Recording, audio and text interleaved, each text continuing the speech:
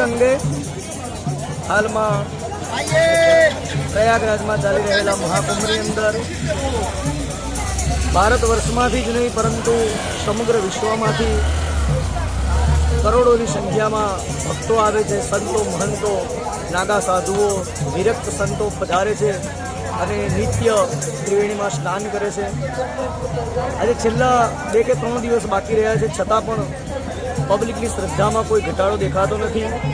અને ઉત્તર પ્રદેશની સરકારે સાફ સફાઈની ઉપર એટલું બધું ધ્યાન રાખ્યું છે કે રોજના કરોડો ભક્તો આવતા હોવા છતાં પણ જરાય ક્યાંય તો તમને ગંદકી દેખાતી નથી.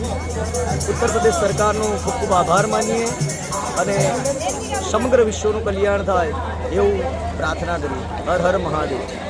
અમે વડોદરા જિલ્લાના સિનોર તાલુકામાંથી આવ્યા છે. મુંબઈના ભાવાણી પરિવારનું આગળ મહાઅનુષ્ઠાન ચાલુ રહ્યું હતું, જેની અંદર આજે છેલ્લા 3 દિવસમાં યજ્ઞની પૂર્ણાહુતિ થશે અને અમારો આશય એક જ છે કે આખા વિશ્વનું કલ્યાણ થાય. હર હર મહાદેવ.